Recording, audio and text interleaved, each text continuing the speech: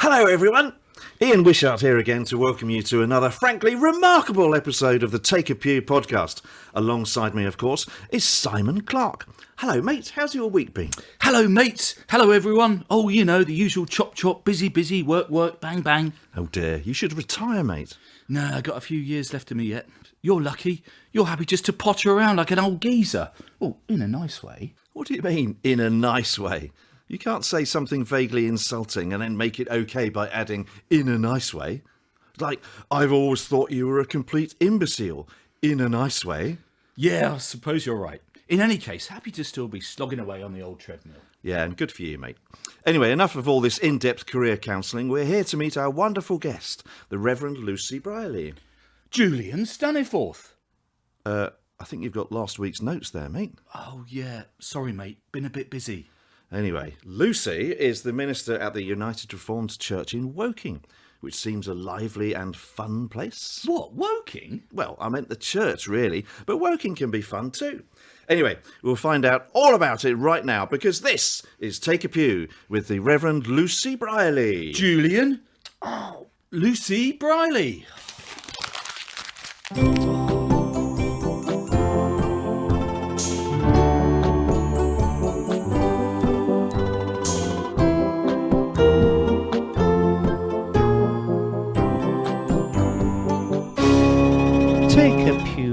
And here we are in the rural hamlet of Woking in Surrey, at the home of our guest on the show, the Reverend Lucy Brierley. Lucy, thank you for letting us barge into your house.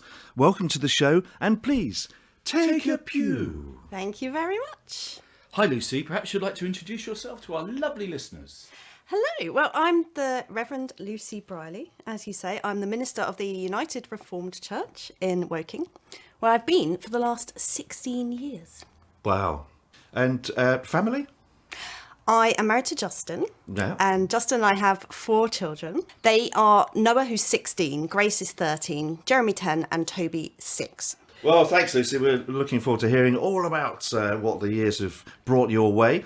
And, of course, get an insight into your ministry here in Woking. Yes, we are. And I am particularly looking forward to exploring your lunch and posing a random question. But, Lucy, why don't you take us back to the very start of your story, a tale which I understand began somewhere east of Guatemala. East of Guatemala? My tale began in Swanage. Yeah, okay. In That's Dorset. a long way east of Guatemala. It's a very long way east of Guatemala. It's also a very beautiful place. Yes. And I think growing up there, you don't realise just how lucky you are to live in a place like Swanage. So I grew up there with my family, and I have an older sister and a younger brother, so I'm the middle child. And for us growing up there, well, it was just a seaside upbringing. It was delightful, really. Summers by the sea. I spent every summer in my teenage years working in a tea shop serving cream teas to people. Ooh, nice. You know, that kind of ongoing debate about whether you put the cream or the jam first on the scone. And for me, it's the jam. Okay. What about you? I'm a jam person, I think. I can understand, because it seems, I can understand the cream is the butter theory. Yeah. And then you put the jam on top. But to me, it's just, you just put a splodge of cream. There's nothing else you eat where you put cream on and then something else on top of cream, apart from hundreds and thousands, is there really? For me, it's just all about having enough cream. Yeah. Having a big sweet tooth myself. Yeah. So I thoroughly enjoyed Yeah. growing up by the seaside serving cream teas to tourists Very nice. in my summer holidays. That Very was nice. absolutely Did you used to go brilliant. to the amusement arcade in Swanage? Loved I used to the go to amusement Swanage arcade. a lot, and I used to spend hours and hours in the amusement arcade. The Brilliant. 2p slot machines, Yep. they are so much fun. And every time we go back there to visit my parents, who are still there with the children, of course, that's the first thing they want to do. They want to go and play with the 2p machines. Absolutely. I'm also vaguely familiar with Swanage because I grew up in Bournemouth, of course, just across the bay. So there's a lot of Swanage stuff going on. It is in quite rightly a lovely place. And actually, what's more, my father-in-law was, what's the word, evacuated to Swanage during the war. Really? So he spent at In least Swanage? some of the war, in Swanage. That's interesting, because Swanage was actually a fairly dangerous place Yes. in the war, Yeah. because bombs would be dropped there, as German planes were leaving the country, All right, and they'll getting just rid of drop them, just ditching their them. final Oh, bombs, okay. just ditch them Yeah. on the west. So Yeah. coastal towns actually were quite risky. And Yeah. the church that I grew up in, such a huge part of my life, the United Reformed Church in Swanage, was bombed Wow, okay. during the war. A bomb went through the back wall and into the graveyard behind. And my family have all sorts of tales about wartime Swanage. Yeah, so it's interesting to be really evacuated interesting. there. Sounds Yeah. quite dangerous. Well, I think it was Swanage. Did you but, ever go across a little chain ferry thing then, across from Poole then? probably getting strafed by Junkers 88s on their way back from London. Yeah, it was Absolutely. terrifying. Thing about Swanage is that there's one road in and one road out, Yes. unless you come by sea across the chain ferry. So it is quite a cut-off community. Yes. And in that sense, it's actually a very peaceful Yeah. life. Yes. Yeah. Yeah. Very good. So you obviously had to go to school as a child, as most people do. So as you will be expecting, we have a question for you. And that question is... What were you like at school? Were you a little bit geeky? Or were you a little bit freaky? Or were you a little bit cheeky? What were you like at school? Yes, Lucy, what were you like at school? At school, I was a SWAT. were you? We had this phrase that we used to use about being square. Have you heard of that? Yeah. If you're Yes, square, you're really yeah. studious. Yeah. I was just really studious. I mean, I was the sort of child who asked for homework. I was really just dead keen. I loved learning. I was so enthusiastic about it. And yeah, I just love school. I lapped it up. I Really. like the way you say, there was a word they used to use, square, which is that's entirely part of my normal It is, vocabulary. Is it? So- Is absolutely. it still used? I don't hear it Yeah, I anymore. think I used it the other day, actually. I love the that idea very that it's term. associated with some ancient time and ancient people, which it is, of course. Yeah. You're quite right. Yeah. I'm just Yeah. saying I'm much older than I think I am. So Sometimes. what were you into? Yeah. Were you quite arty, or were you a bit sciencey, or? Definitely not sciencey. I mean, I'm definitely an arty family, a creative Yeah. family. I enjoyed singing, enjoyed music, learnt to play the clarinet back in the day. Crafty things of all kind, writing, You were quite crafty at reading. school. I was crafty in a good way. Oh, okay, Crafty in a yeah. nice way. In a nice way. In a nice way. My mum and my nan taught me and my sister to knit when we were children. We'd all sit around and knit together and make little toys and stuff. And then when there were projects at school, we'd try and do something that involved craft and so on, because that's what we enjoyed doing as a family. Yeah. So being a little bit swotty, did that stand you in good stead for further education or higher education, whatever it's called after? Yeah, well, I think when it got to the stage where everyone was thinking about university, there hadn't been a history of people going to university in my family. My sister was the first. She was just a few years older than me. Right. And I was thinking, well, what do I want to do? What am I interested in? What's the next step? And the only subject I was really interested in was theology. Of course. And I'm sure we'll talk about my call to ministry, but that had started from a very young age. So it was the thing I knew that I wanted to pursue. So theology was the obvious subject for me. So I thought, let's do theology. My school, which was, just the average state school, didn't have a lot of history of sending people to prestigious universities. But I was like, where do I want to do theology? Oh, let's have a look at Oxford.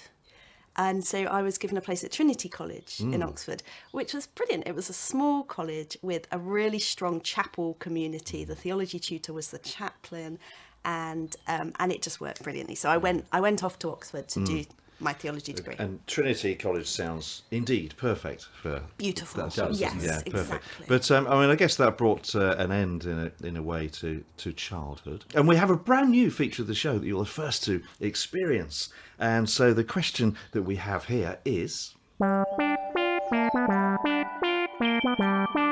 What's your fondest childhood memory? What's your fondest of all your childhood memories? What's your fondest? oh yes, so there we go, brand new feature. I love it. I love it. That's a really good jingle. I like it. Fondest child. So Lucy, what's your fondest childhood memory? My fondest childhood memory, I know this sounds really twee, but it's actually of being at my church. So I grew up about 100 yards from the United Reformed Church in Swanage, and it was our second home. My dad spent all of his spare time being like the church handyman. So he was always fixing things, repairing things, building things at the church. We were so involved. It was such a significant part of our family life. And so I just have the happiest memories of hanging out in the building while my mum or my dad were doing something there. Me and my brother and sister or friends would just play hide and seek in the pews. It was a congregational church building with a gallery around 3 sides, and actually around 4 sides, with choir stalls behind the front pulpit. So it was just so much fun to tear around, hide, play.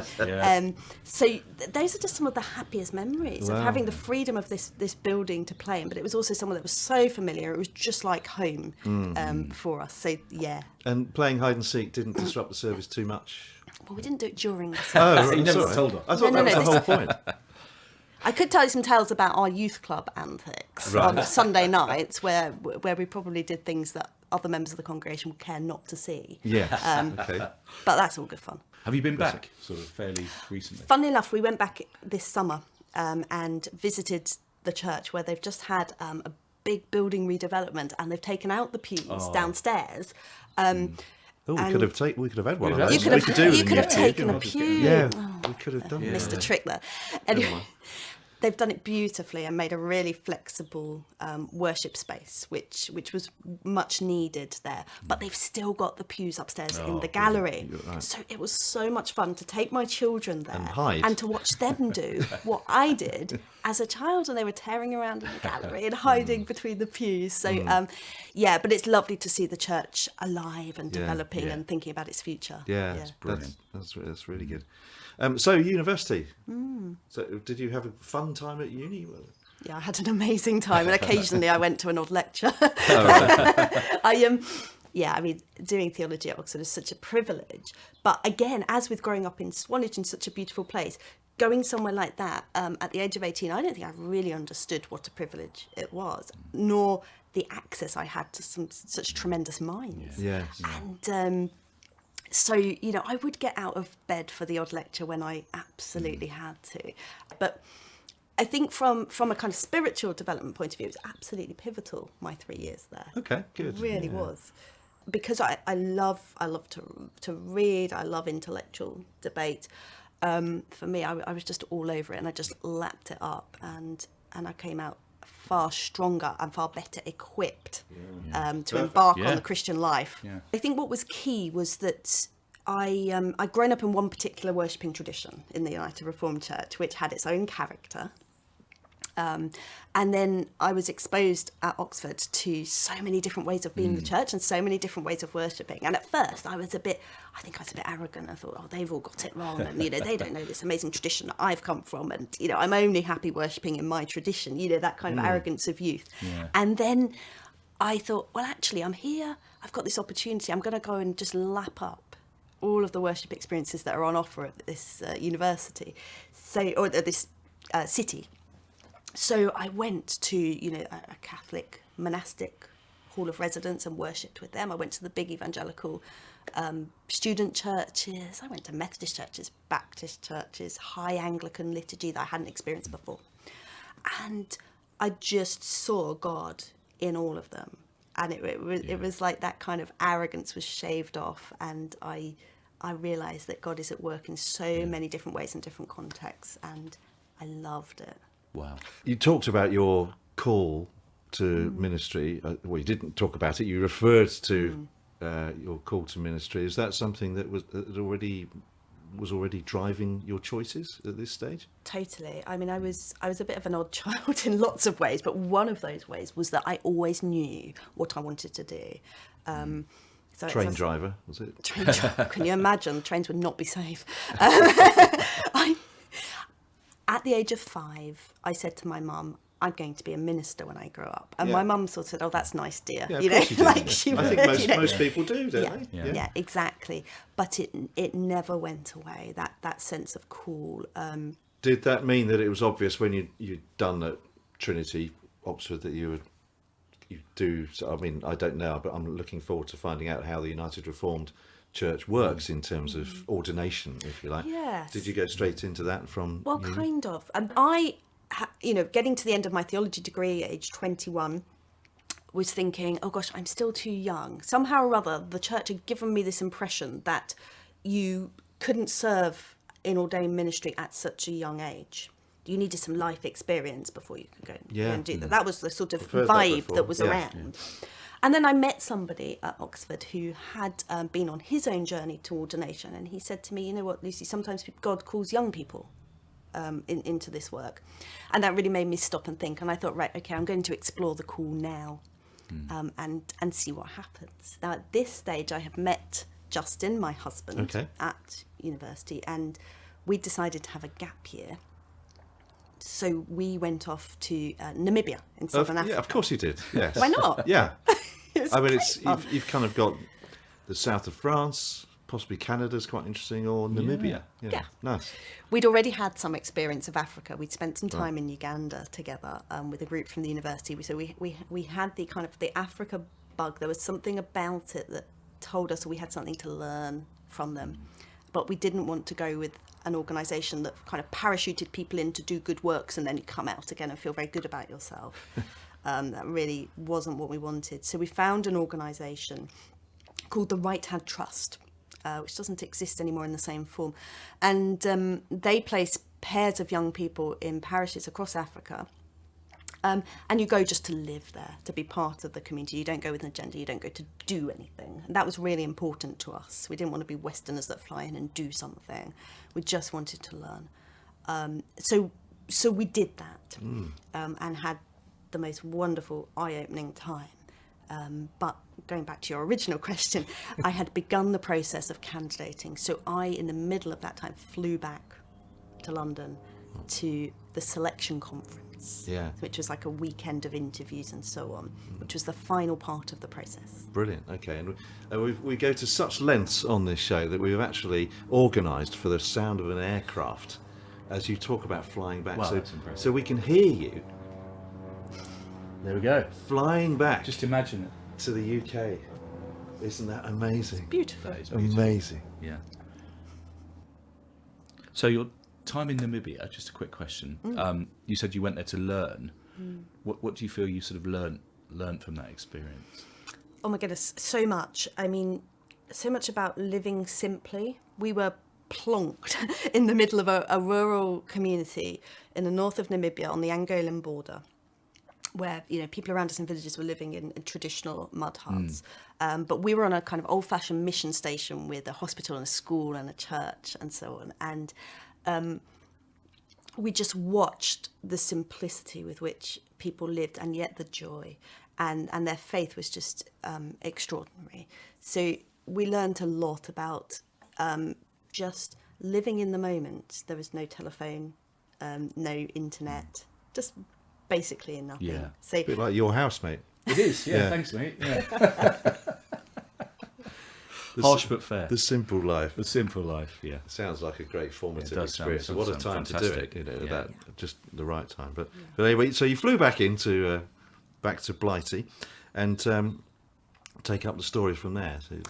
So I went through the conference, and at the end of it, had a final interview where they were able to tell me that I had been accepted to train. I think that's not normally the way they would do it. Normally you would find out a little bit later, but they took pity on me because I was about to fly back off to Africa. Right. So they did give me the outcome, and they said that they wanted me to go to Cambridge to train. So bear in mind, I had no communication with Justin at all, who was back in Africa. And so I had this news that I was bursting with, this is the direction our life's going to go. My call has been affirmed. We're going to move to Cambridge because we'd finished university, we'd married. He didn't have a job lined up. I didn't have any other options lined up apart from this. So we were kind of living on a wing and a prayer, thinking of everything fails, we have to go back to our parents. And imagine.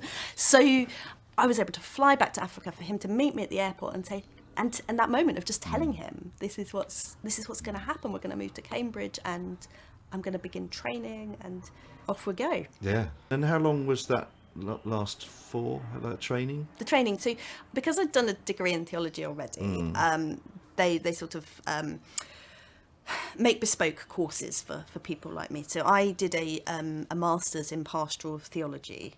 Wow. Okay. So that's a 2-year course, but then we also do a placement year because we don't have curacy in the URC. Yes, We have back then it was called an internship year, so you'd spend a year working with an experienced minister. Okay.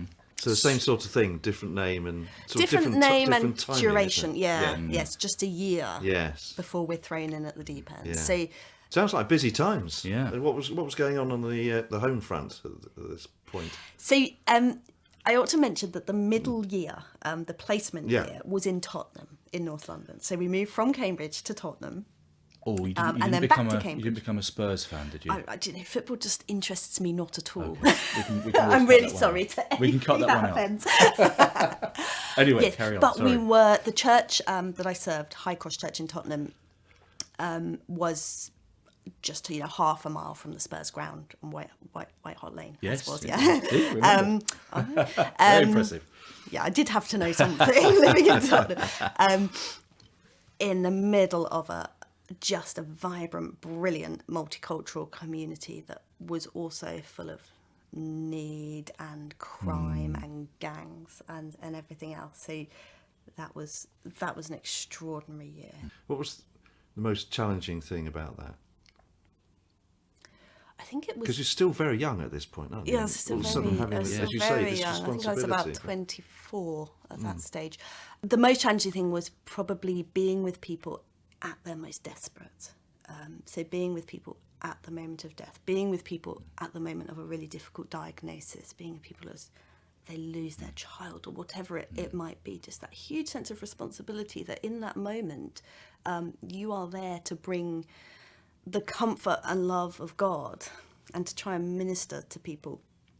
And all the while you're just thinking, please, God, give me the words, because actually I can't do this myself. I don't feel like I have the skills and the strength. And the most important lesson I learned was just to, in almost all situations, just shut up and listen. Shut up and listen and be present. People will remember that you've come, that you've been there with them. They won't remember what you said. So great experience in so many ways, I guess, there. But Tremendous. I mean, it was a sort of place, though, where you could see the end of your road on Crime Watch quite regularly. Yeah. So it did have all sorts of dimensions to it. yes, just like your home mate. Well, yeah. Again, yeah, very similar. It's all sounding very. It's all- It's a it's all- theme it's all emerging coming here, out now, isn't it? isn't Yeah. Oh dear. Oh dear. So then you had to go back and finish that off. Anything Yeah. else happening? Still with Justin, Yes. obviously. You hadn't. Yes, so got Justin, divorced for that. no, Yeah, very, or anything? still very happy. It worked out rather well because Justin got a job in London working for Premier Christian Radio. And he's Okay, been ever yes. since. So the year in Tottenham meant he didn't have quite as long a commute. Yes. And by the end of our time in Tottenham, I was expecting a baby. So we moved back to Cambridge to do my final year of training with me announcing to the college, ta-da, this is happening now. So that was fine. And I wrote my dissertation in my final year, which was on pastoral care in multicultural contexts, Right. not surprisingly. Quite topical. Yeah. Perfect. And and then at this stage in Cambridge, Justin had been appointed to the breakfast show on Premier Radio in London. Wow. So a new baby arrived, and then Justin was leaving Cambridge at 4 a.m. to travel to London, South London, of course, Yes. to be on the breakfast show. Wow, So life was complicated, but it did mean that we were up in the night anyway, so we didn't really care. And then he would get back at about 3:30 in the afternoon, by which time I was ready to drop because I'd had this baby. I was writing a dissertation, and so that was our life for the last year of my training. Sounds fun. Yeah. And you tell all that with a smile on your face, Yes. which is good. It is a happy memory, actually, and Yes, just being able yeah. to take him with me to lectures. The college was so relaxed about it. That's great. And of course, Justin's still doing all his media stuff, isn't he? Yeah, so Justin began his work with Premier, taken on as a kind of junior, almost an intern actually. He wasn't paid initially. Listening to ministry programs that they played out, kind of American preachers and things. And he Okay. had to listen to them and cut out any dodgy bits. That was his first job. Yeah. So Not much left then. I'll let you ask him that. But as you say, he's been with Premier ever since and has developed his own apologetics ministry. And Yeah, his people who want to look it out. I mean, it's a bit silly. It seems a bit strange us mentioning on this podcast the work that Justin's doing. It's a bit like us saying, so I don't know if you've heard of the BBC, but yeah, Justin's brand, if you like, is unbelievable. Is that right? With a question mark? Right, unbelievable with a, he always says that, with a question With mark. a question mark. Unbelievable. So, on you YouTube have to go up at the end. end. Yeah, so he brings Christians and non-Christians, Christians and atheists together for very intellectual debates on all sorts of topics. Yeah, like this really. It is. highly intellectual. Yeah. It's. I think our level of intellectual debate is slightly higher. Slightly. But it's no, it's worth looking at. If you haven't already, I think most people in the world have, but if you haven't already, worth looking at. Unbelievable, with a question mark. So, but 3 years at college and year off in Tottenham, and then do you go straight into a job then? Is that how it works? So it's funny how things work out, because I felt very strongly that I was being called back to the inner city. I thought, I've got this heart for multicultural ministry. I've just survived a year in Tottenham and it was brilliant. I just want to go back to that kind of context. More of that. Yeah. More of that. And it just goes to show that, tell God your plans or your thoughts and make him laugh. That old phrase, because it's complicated, but the way it works in the URC is that the moderators, the equivalent of the synod of the diocesan bishops, will get together and think, we've got this candidate, we've got these churches free, let's try and match them up. Yeah. And someone rang me up and said, we think we'd like you to look at Woking. And I actually laughed out loud. Had you heard of Woking? Did you know anything about Woking? Or I'd passed through it on the train. Okay. And I just knew it was leafy suburbia. So I said, well, no, that's not what I'm called to do. And they said, well, we'd like you to have a look. And the rest is history, really. I came, I met the people, the sense of call was immediate. I just knew this was where God wanted us to be. Gosh. And we came. We came. That's it. So, and all of a sudden we've rushed from finishing training to kind of what you do now, because you're still doing that. Because I'm still now. here. Which is that unusual? It's really unusual. Yeah. So when you first arrived, what did you sort of feel was the greatest need in Woking?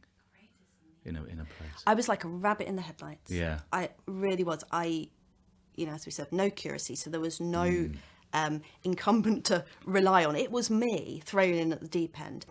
And there were 2 United Reformed churches in Woking up until a year before I arrived. The 2 congregations had come together, and the plan was to redevelop the site that they sat on. So I remember first turning up at that church building and thinking, where's the door? Where do I go in? Because it just really wasn't inviting. It wasn't warm. It was the sort of place where you unlock the door on a Sunday for the service and lock it up again. We might have a meeting on a Tuesday. That sounds familiar. That was it. And so we looked at it and we said, we had this vision. We called it "Let There Be Light," and we wanted the light of God to shine out to the community. But we also wanted it to be obvious to people that they can come in and that it's a place of welcome and warmth. So in the building development, we physically took the door nearer to the pavement. We put loads of glass in. We just made it all softer. We put carpets in, just really obvious things. We put a welcome area in. People can drop in for coffee and that kind of thing. We've been blessed in so many ways, and we are a growing church. Because you've got such an excellent minister. Yeah. Well, yeah, totally. Nothing to do with anyone. Who's been doing it since she was 3 years of age, apparently. I think lots of factors have come together here to give us that opportunity to really grow and be involved in our community. So you mentioned earlier that you've now got 4 children. So by my rough calculations, you must have had 3 children while you've been doing this job. So that must have Good, isn't it? He's very must have presented its own Well done, challenges. Yeah, I have been paying attention. I dropped off at one point. that's very Yeah, I good. noticed that. I had to nudge you. Yeah. Yes. So I am unusual in lots of ways, not least having 3 periods of maternity leave whilst ministering at the same church. Gosh, yes. So each time I've had a child, I've had 6 months off.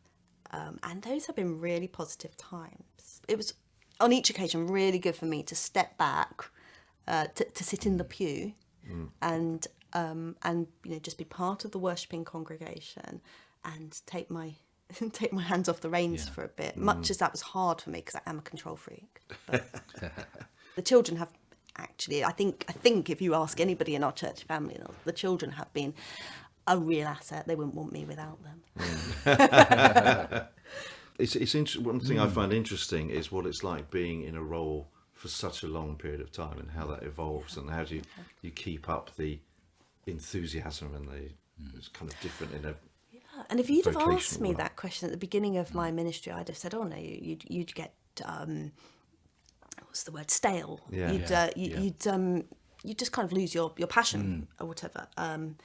But the more I've stayed, the more I've put down roots in the local community and journeyed with the church family, the more I've seen the value of long-term ministry. Well, I'm sure you've probably still got many years still to go. I hope so. Yeah.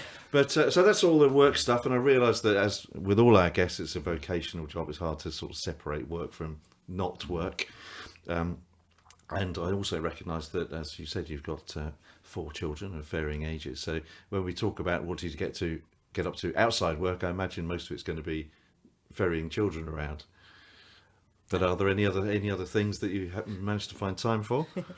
Yeah, you're absolutely right that my other full-time occupation is taxi driver. Between, clubs, activities, school, and so on. When I get a chance to have some time to myself, the first thing I will do, and all my family would tell you this, is I bake. Okay. I love to bake. And I just find it therapeutic and relaxing. I love creating things, and I love sugar. I just love sugar. So you just bake sugar, terrible. do you? That's how it works. Yeah, I hope it's a little bit more creative. What would than happen that. if you bake if you just put sugar in an oven? What would happen? It would just burn, would it? It would just burn, would it yeah. turn into Brown, horrible, wouldn't turn into honeycomb or something? I think you'd have to do something a little bit more special with it than that, Yeah. like add Yeah. some Yeah. bicarb or something. Yeah. Oh yeah, that's true. Yeah. So what sort of things you like baking then? I love baking cakes and puddings. Cakes and puddings. Mainly. Oh, I will, okay. I'll cooking main courses, cooking meals is a little bit more functional Yeah, for me. yeah. It's like when I go to a restaurant, I always look at the pudding menu first and then get the main course out the way. Yeah, get that nonsense out of the way. Yeah. Or I might just have a starter so I can move on quickly. Yeah. Or just have 3 puddings. Yeah, could do. I always think get You've done that fairly I, recently. yeah.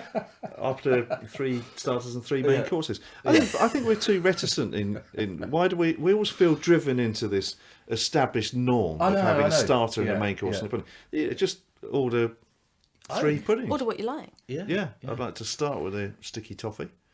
I always get a little bit upset with my husband though when he orders the cheese board. Right. And that is a real bone of contention because what I really want him to do is order the other pudding that I wanted, exactly. Yes. Yeah. And so then that not I eat can it. have some of that Yeah. as well. And then if he Yeah. orders a cheese board, No. no good.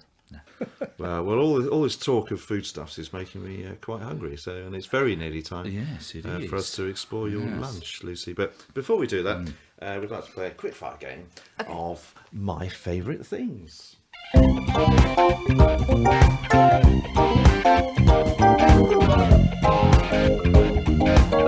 My favorite things.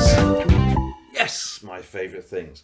And we always start with the first category. It's a very simple game, Lucy. I'm probably familiar with it from other episodes, but we just give you a category and you just tell us your favourite thing in that category. And the category we always start with is the book of the Bible. So your favourite book of the Bible. Oh my goodness. Predictable, but John's Gospel. Oh, okay. Oh, okay. You actually don't look like that was too predictable. Okay. No, do we not? No, I don't think so. It's No, been- I don't I think think so. we have Yeah. had, I think, one. Yeah, we have, I think. there's been a shout for John's Gospel before. It has. Definitely has. I remember it.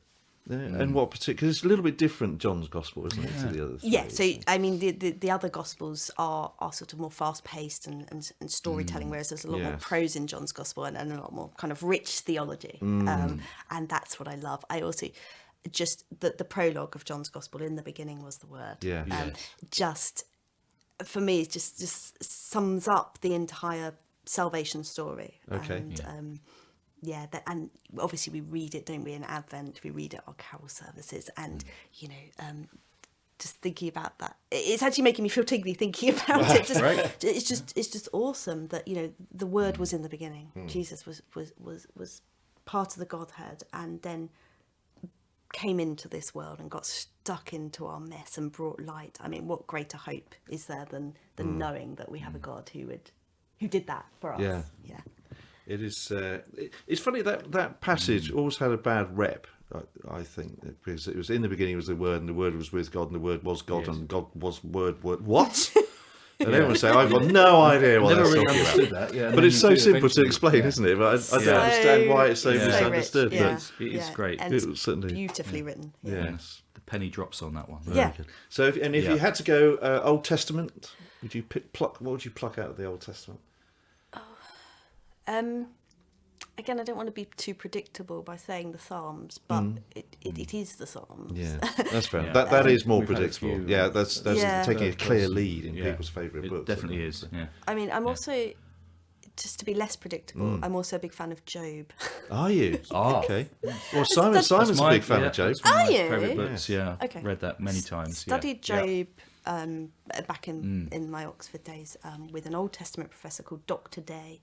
And I was going to say Dr. Death. that would have been more interesting. Relating to Job. But yeah. I just think Job really grapples with some of the biggest Yes. questions of our time. You know, why do human beings suffer? Why does God let that happen? And the conclusion of the book of Job, which is basically, you can't understand my ways, says God. You know, that kind of message of let God be God, and in this life we will not understand. But one day, and of course the New Testament tells us one day we will see face to face, and I take great heart from that. Yeah. Yeah, that's good. Well, no, I think Job's Brilliant. interesting. As you say, slightly Yeah. different, but it is funny that happens now. It's one of Simon's favourites. There we go. Okay. Okay, so next question is single piece of music, Lucy. Okay, that's quite a tricky one, but I know what I'm going to say, and it's not a Christian piece of music. I could have. I know. I could have picked many hymns, worship songs, and so on. Yeah, okay. That's fine. That's it now. It's I been a don't pleasure. Thank you. Don't like to be predictable. No. Country Roads by John Denver. Ooh. Is that Take Me Home? Country Roads. We'll have to ask Sarah. We can have it. Well, can we play it? We have with us, obviously, our sound recorder, Spanner He's Hannington, very good, isn't he? who's a dab hand at that sort of music on the old guitar. Is that Take Me Home, Country Roads? Yeah, Yeah. He's not speaking. He's just for He's the benefit nodding, of the he's tape. nodding. He's just going. he did nod. Yeah. He did. He doesn't want to get involved. It has been played at several functions before. Oh, right, there we go. Okay. We have performed that. Oh, there we go. And it went down well, didn't it? I think. Yeah, I think Yeah, so. absolutely. Yeah, it's always a winner. Everyone joins in, so that's good. Everyone knows it. Everyone Yeah. knows it. It's- Yeah. Yeah. Do you want me to tell you why? Yes. Yes. Because you're Yeah, like, sorry. why has this woman chosen that? My dad is a big country music fan. So my okay. childhood was, in the car listening to cassette tapes of such music, all sorts of country music. But John Denver stands out.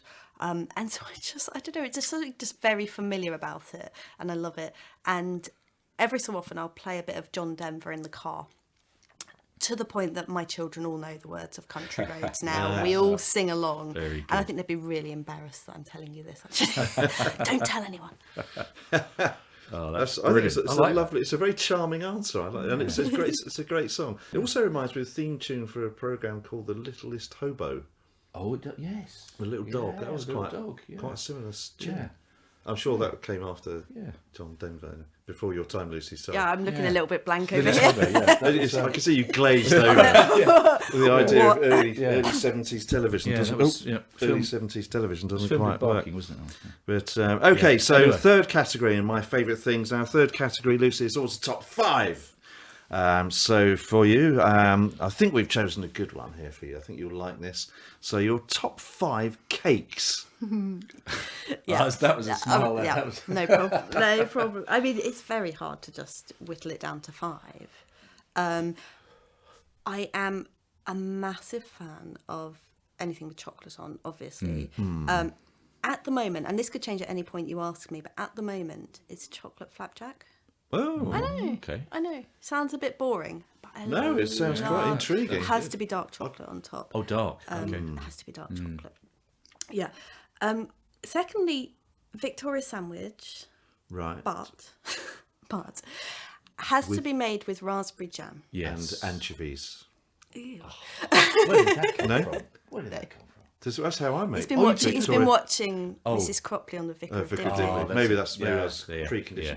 Sorry, Yeah. yeah. So Victoria thing. With So raspberry. if I'm feeling raspberry. really decadent, fresh cream and raspberries and raspberry jam.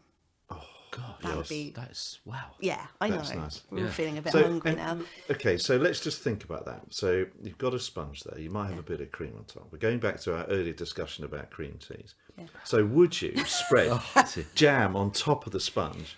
Sorry, spread cream on top of the sponge and then put a layer of jam over the top of it. Of course you wouldn't. That would be insanity. To be honest, you've got it all wrong, but anyway, because it goes in the middle. It's in the middle. But I'm just Yeah. thinking. But then, so you were thinking of it in the middle and then having another layer. But do you not have? No, you don't have a bit of dusting of icing on top. Yeah. I'm not A few big hundreds on and cakes, thousands on it. but it is the point that if you wouldn't do that with anything I other think than I the would scone. put put the jam on the bottom layer of cake, and then I put cream, and Yeah. then I put the top of the cake on, and then sprinkle icing sugar on top. A little bit of icing Yeah, sugar. and- Okay, Oh, and the nice. raspberries, I forgot them. Pecan pie. Ooh. Yeah. I love nuts. Anything with nuts in. Is that did that qualify as a cake or was that a Was it pie? Pie. It's a pudding. It's a sort of pudding. Because we do have to apply our rules quite do you? strict on the Okay. What's the Take A Pew definition of a podcast. cake then? Okay, well, I can leave that if you like. No, And- no, we'll let you have that Alright. because it is. Yeah, I think it passes. Okay, very Range. good. So pecan pie, that's kind of a pecans in a pie. Yeah. It's glazed with gooey caramel, That's Yeah. the one. and you Yeah. serve it with clotted cream, Oh. obviously. Bakewell tart. Oh, Oh yes. okay. There's an example. I'm determined to get to this. So if you did a Bakewell tart and you had the pastry and you'd have a bit of the Jam. almond It's got Yeah, almonds in it. frangipane. frangipane. Oh, That's the yeah, word I was that's looking it, for. yeah. And then you do icing, and then you put jam on top of that. You see, you just wouldn't do that, would you? No, No. Why would you put I jam? wouldn't put jam on top? top of it. Well, exactly. But I'm just saying that the cream tea discussion. Oh, okay, where okay. people okay. put jam Yeah, on top yeah, of yeah. cream. Oh, It's okay. just, Yeah, no, yes, really, yeah. yeah, it's not Making- a thing you do. Anyway, I don't wish That's a to good keep. point. I That's don't a wish good to point. keep Don't wish to harping labour on the about point. it. Yeah. Not that I you won't- have. I won't make any further reference to the. We could the, come on to it later. Process of Yeah. jam spreading. Yeah. Okay, so is that 4 now? I think. I've got one more. There's Yeah, one more. I know I've got one more because Yeah. I haven't said chocolate fudge cake. Oh, That's all there is to say on it, really. Yeah. Isn't it? Yeah, you don't need to say any more. With no jam in it. There's no jam. There's no involved. jam in a You chocolate can fudge serve it cake, with is there? cream, you just, especially if you just made one. Yeah. fresh and out you- the oven. Yeah, and then you Yeah. start eating it a little bit sooner than you should, Yeah. really. You press it down and it's all a bit soft. Yeah, and then you put a nice layer of strawberry jam over the top. Oh, oh no, please. Anyway, sorry, there we Yeah, go. So there we top five, go. that's brilliant. So Well, that's I'm very, taken very, an hour of the show. I'm very pleased with that. It was really Thank you, Lucy. That's cleared brilliant. up a lot of things. So, Okay, next question is your favourite chameleon? Oh, sorry. It's been a ridiculously long week. Sorry. Your favourite comedian? Sorry. Don't know many. Yeah. Favourite comedian? Okay, my favourite comedian is Michael McIntyre. Oh, yes. fair shout. Yeah. Yeah, he he has several routines that just have me in stitches, and they're normally ones that relate to parenthood. And I remember one particular routine he had about feeding your children Calpol, and it Yes. just fits a lot because I could relate to it so much. And It is very I funny. think it was I know. Calpol, know that one. or it might Yes, have it been was. Piriton or something. And anyway, and the fact that it could make your children drowsy, and therefore it might help them sleep just for 10 minutes. Yeah, Brilliant. So that's what stands out for me. Okay, That's a it. clear winner. Laugh there, out loud stuff. Yeah. Yeah, Yeah. it's a very Brilliant. good answers. Very Brilliant. good answer. Okay, so final category. We always make this multiple choice. So I'll give Okay. you 3 possible answers. And we've talked about Swanage and your love of Swanage. And in fact, I've done some research around Swanage Pier, Right. which was, I'm sure you know all this, Lucy, but it was built in 1860, beg your pardon. There was a new pier in 1897, which was damaged during the Second World War, which is why you were talking about bombing. It's very relevant. Sorry. The last steamer left for Bournemouth in 1966, and the pier fell into disrepair. But thanks to some local pier fans, it was reopened in 1998. Yes. and still flourishes today thanks to lottery funding, private supporters and a team of volunteers. A lovely story from your hometown. In honour of that, our final category in My Favourite Things today is your favourite peer. So your favourite peer. So there's multiple choice, 3 possible answers. Okay. Lord Geoffrey Archer, William Shakespeare, or Piers Morgan. Definitely not Piers. Oh, that was sick. Passion. Sorry, Piers, if I've you're forgotten the other 2 answers, So, because I yeah, just know well, it's definitely not that Right, one. okay, so it's now between, if we've eliminated Piers Morgan, it's now between Lord Geoffrey Archer and William Shakespeare. It's definitely William Shakespeare. Right, okay. Yeah. Geoffrey Archer, a bit controversial.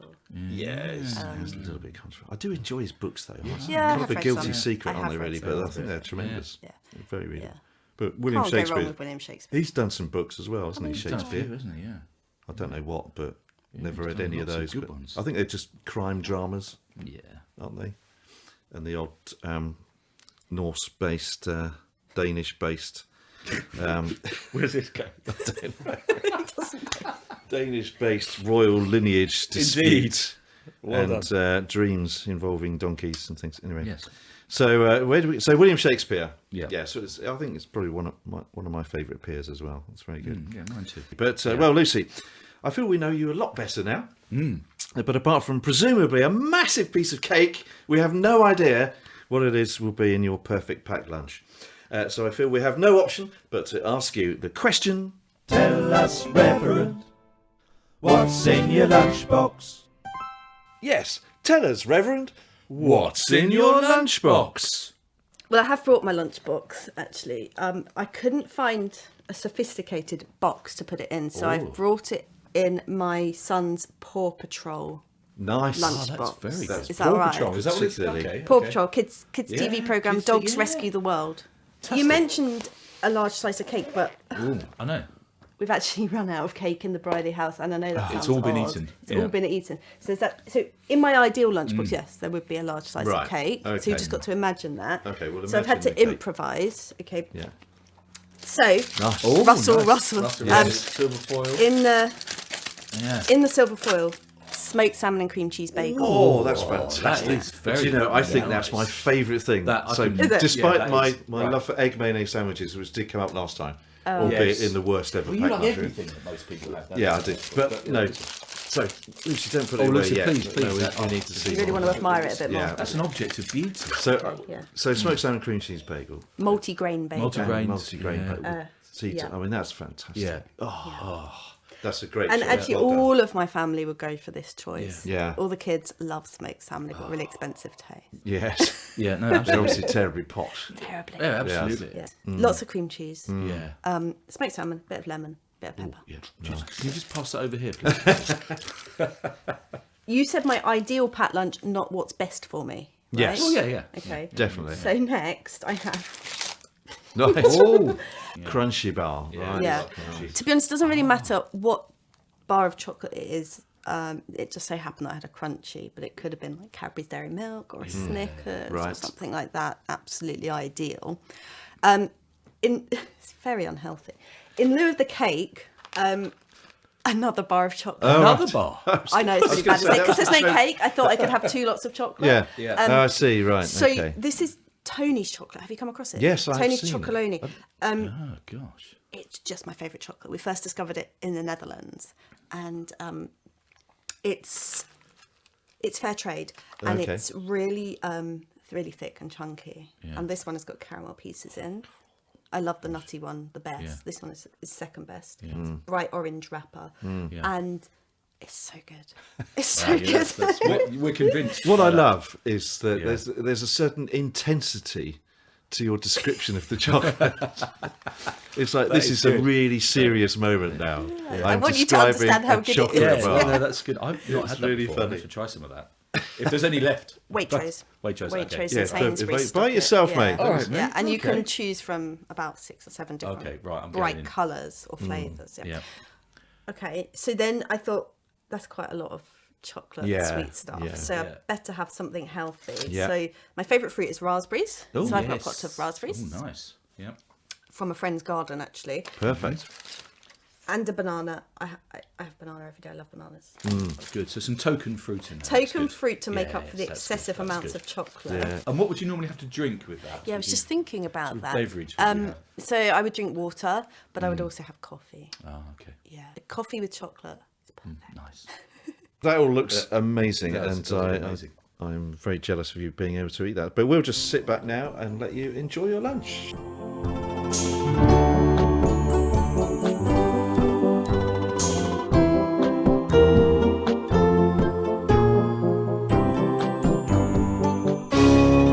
Take a pew. And you rejoin us as our wonderful guest, the Reverend Lucy Brierley, has polished off a delicious looking bagel and rather a lot of chocolates. But Lucy, I hope you enjoyed your feast there. It looked great. What could go wrong with a lunch like that? Yeah. Had a little sleep, and now we're ready to go. And anyway, so we've talked about the journey so far and what you get up to right now. And normally at this stage of the show, we kind of look forward towards the future. But you know, we talked about it. You're very happy doing what you're doing, obviously. Yeah, I think that, as I said, the church here always just seems to kind of spring up a challenge Yeah. for me and for us as a church family. You know, and I said particularly during the pandemic, I said this a lot to our church family. Let's just not plan. Let's not plan too much. Let's just wait and create space and see where God takes us for the next stage. And that's always a really exciting thing to do, but it can feel a bit scary. Yeah. And we did that, and we cleared space. And then a couple of weeks ago, we were called up to say, would we open the church as a vaccine centre? Oh, okay. So the fact that we hadn't filled the place with getting back into all the old activities and stuff meant that we have the space, the resource, the energy to do that. So in fact, the first day is today. No. First jabs are going in arms Brilliant. as we record. Really good. So yeah, you know, in terms of the future and thinking about what are we planning, my plan is just to not plan. Not to plan, and to absolutely. just see, Very wise. just see what unfolds. But yeah, the sense of call to be here, to minister here, is still really, really strong. Yeah. Oh, well, that's great. And well, every blessing for the path Thank ahead, you. wherever it may take you. But it's really about time we had some actual theological content on this show. I quite agree. So in a minute, we'll be delighted if you can share with us a spiritual pearl of wisdom. But just before that, of course, we have another important theological point of debate that we've noted on the internet. Oh, yes. It's time to ask. Is it true? Is it true? Is it true? Is it true? Yes, is it true? Reverend Lucy Brierley, is it true that one of Jesus' brothers, possibly Martin, was a very accomplished local estate agent? Yes. Is it true? I think... yes, sorry. Sorry, No. you don't think so? It's not true. But it said that. Well, that's what I heard. Research we've Yeah, done. I read that article. I mean, I think it kind of makes sense a little bit, because if you think the whole background would have been, the whole family would have been scarred, if you like, by those early experiences of not being able to find anywhere to stay. So you can understand someone being fixed on the world of accommodation. And of course, later on we hear of Jesus and his followers. They all seem to find somewhere to stay. Upper rooms in here, and actually quite nice houses. So he must have known, he must have known all the communities, the houses, what was available. I think he's done the very stock. well. Yeah. And I think the most obvious one is that Jesus himself said that his father's house had many rooms. Of course. So I think Martin's probably done a really good deal He's done in organising that house. He's done a good selling job on that. So we're not really quite sure where that leaves us, really. Okay, Lucy all right. doesn't. You don't look very impressed you're with that. No, not really. I think that No. Jesus and his followers, rather than being interested in tenancy agreements and deposits and Yeah. things, they did just rely on hospitality. Yes. That's true. Yeah, they did, didn't they? And there was always, absolutely. So maybe they didn't, but he may. So maybe he didn't have actually much to do with them, which is why we don't read much about Martin in the Gospels. No, never come across him myself. No. Okay. Yes. Well, I think. I'm all not right, sure. well, I think yeah, that bears some additional. I think we should do some little let's bit do some more further research on research on the internet Yeah. on that, because it we is the might fountain actually. of all knowledge. Yeah, we might thereby get the truth. Yeah. Let's pursue about- that. Okay. And with that, Lucy, perhaps you would bless us with your spiritual pearl of wisdom. It's a spiritual pearl of wisdom.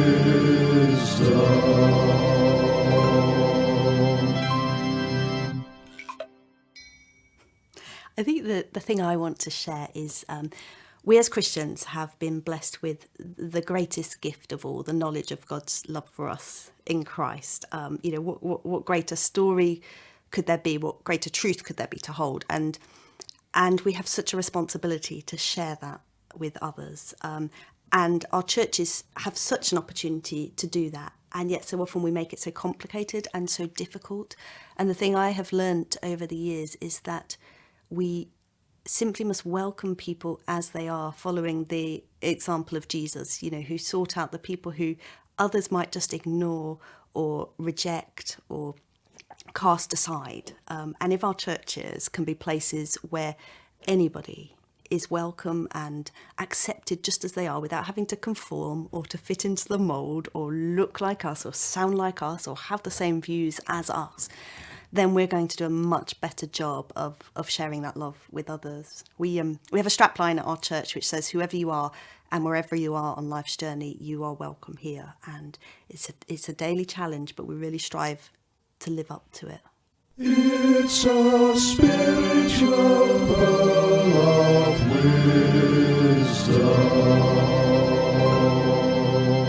wisdom.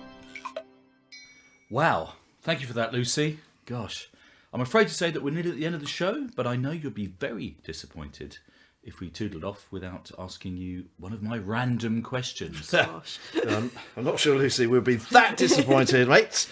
But in any case, there is just time for... Simon's random question. Simon, what's your random question for Lucy? Well, I was watching the film Dr. Dolittle last week, and my random question for you, Lucy, is... if you were to meet an animal who could talk, which type of animal would you like it to be? And what would you ask it? Yes. That that's really is a very good random question. question, That's isn't it? that's quite a sensible question, I thought. Is it? Yeah. Oh, thanks, mate. Oh, Yeah, it's quite practical. yeah. Anyway, sorry. Thank Yeah. you. Yeah. Okay, well, we don't have many pets in this house, but we do have, in the kitchen, 2 leopard geckos in a vivarium. geckos. And they just pootle around. Talking of chameleons, Well, exactly. Exactly, yeah. that's amazing. A bit smaller than chameleons. You would have had an answer. You almost had an answer to your favourite chameleon, wouldn't you? I would have done that. Oh, we missed out. Missed a trick That was there. brilliant. Anyway, sorry, Sorry, leopard geckos. Yeah, But, geckos. I mean, they tend to just pootle around in their vivarium, walking around, and I just love to ask them, "What are you thinking? What are you thinking? What are you thinking? Are you happy? Are you enjoying life in there? We throw you brilliant. in the odd pot of live hoppers, grasshoppers or crickets or whatever to eat, and that must be the highlight of their week. But what else goes on for you? I'd love to know. That would be very handy, wouldn't it, to talk to you? I hadn't even thought about No. pets, because I was thinking something like... Yeah. Like bumping into something, wouldn't you? Yeah, well, I was thinking like a horse, maybe. Because I'd be Yeah. quite interested, not that I feel very strongly about this, but I'd quite interested to know things like a racehorse. racehorse, And see actually if they enjoyed racing. Yes. Yeah. Because I don't know whether that's something that they Yeah. enjoy, or show jumping, those sorts of things. I don't know whether that's good, but it's be quite. I You could like learn that all one. sorts of. Yeah. I'm sure you could get all sorts of think you insight and could. wisdom from 'Cause- animals. Yeah, I'd like to. I'd like to meet a lesser spotted woodpecker and ask it if it ever gets a headache. It's a fair question. Well, Interesting. yeah, there we go. And once again, other than the use of the word vivarium, which I think is the first time we've heard that on the podcast, That's easy for you to say. I can only say I'm deeply ashamed to be associated with a podcast that includes such inane nonsense. But that was... Simon's random question. Well, Lucy, that all went astonishingly quickly and was so much fun. Thank you for having us, and thank you for putting up with Simon. And of course, thank you for being on the show. You're very welcome. Thank you for having me. And thank you, dear listener, for joining us. And special congratulations for making it to the end. Don't forget to like or subscribe if you can to the podcast wherever you're listening to it. And amazingly, we have plenty more brilliant guests lined up. So Simon and I will bring you yet another episode of the Take A Pew podcast very soon.